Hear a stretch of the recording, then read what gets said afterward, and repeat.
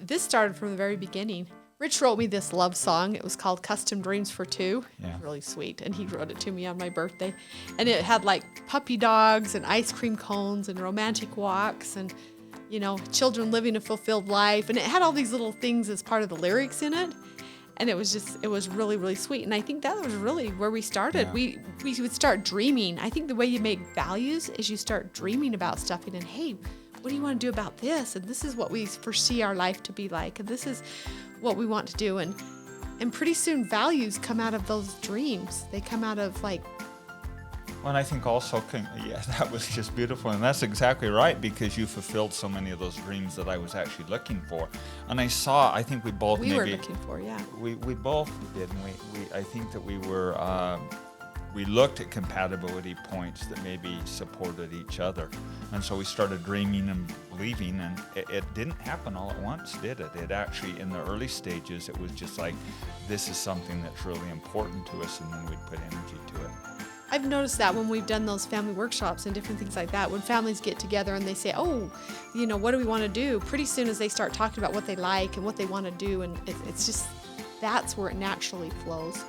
And each family is different because other people's values aren't going to be our values. And I think the other really important part of that is looking back legacy-wise, what we want to carry forward and what we don't. That's true. I think we spent some decent energy looking at what was really important to us that maybe our parents and grandparents and even ancestors had brought forward, and the things that honestly just didn't serve us well anymore. I think part of it also is just playfully coming into it also. I think this shouldn't be a big calculus PhD assignment of grinding it out. It actually can be really playful and fun.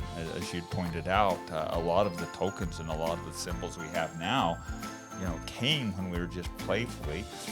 All right, although this is recording, I'm hesitant to say it, I'm not going to say which one because I was pretty young, but when we first started dating, my wife, then my girlfriend, who's about ready to become my girlfriend again, gave me a really good smooch. She gave me a really good smooch under a tree. And in passion, I walked up and I carved on the tree, RC loves AGM.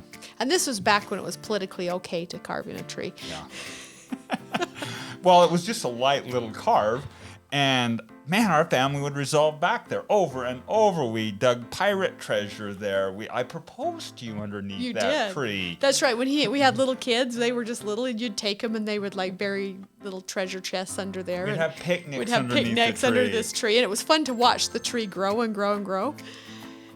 And then when it started to die, what happened? Well, and then it was fun because we ended up getting this cabin, and we thought, well, let's go find our tree. And we found it, and the tree had died because Quakey aspens only lived to be about, 20 years? I don't know how old they lived, but not very, it was a big tree by then, but it still had our initials.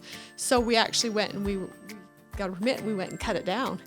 And we made it into this really cool log plaque, and it hangs in our master bedroom in our cabin. And there it hangs to this day, and it shall never die. It commemorates our love and that first great kiss, and I still want the kisses. That really is kind of fun fun. where little symbols and traditions come, is by starting. One thing I found, though, when you're talking about traditions, is sometimes you have to be careful what traditions you start. One year, Rich decided to tease the boys on April Fools. And he snuck in their room, and they were just little, what were they, 5 or 6? And he painted their toenails, and, boys, they're like... And I put brassieres on them.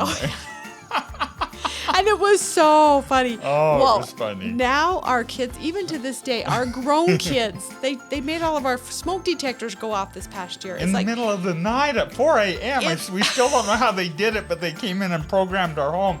So all of our... And every year, but it's been a fun. I think it's almost as important as Christmas. And I'm like, why did we ever start that tradition? Because they would do things like go in their bedroom, set up these little traps so that when we came down there, that the whole door would fall and sand and water would fall on our heads. And maybe that actually proves the point that be deliberate with the values that you're creating, because that tradition we're probably not going to, I guess it falls into goofy and fun, but... Oh, it was fun, yeah. But truly, if you end up with a bad tradition, sometimes you're like, okay, maybe we don't need to do this. I think naturally as humans, we're just wired to, have these very strong bonding, connective tendencies, and the traditions is one key part of that. And it's going to happen. It's just going to simply happen. The question is it going back to the values you want it to be? So being deliberate in it. Unfortunately, a lot of our values ended up being really stabilizing and good because we had common ground. But if you're not careful, you can get some really nasty traditions in there too. That's true. And that's why it's important sometimes to look and say, is this really helping our family or is this hindering our family? And being willing to pivot at any time. That the whole thing about being a parent is being flexible. Anytime a kid feels like they're being forced, at least I'm that way, and then I'm like, well, neener, I don't want to do that, and that's the way I'm very much that way. I don't like to be forced to do anything, and my children, I'm sure, don't want to feel forced either. And so to have them feel like they're making the choices and asking them, so what do you think you should do? Oh boy, that's always a positive one. Instead of lecturing them or whatever, so what do you think you should do? And they know what they should do a lot of times. There's the inner voice in everybody kind of helps people to be able to come up with that. Yeah, it's one thing I really appreciate, not only with the children, but even your husband, because sometimes I know I've acted more like a teenager than an adult at times. That's why I love you. No, but I really appreciate the fact that you've given me latitude to figure things out, even when I'm bumbling, because I think we are all down here figuring it out. And my experience is exactly yours, is when we hold the frames too tight and too rigid and want that checklist 1 to 999, then we all end up just like imploding. Yeah, we can't be helicopter parents.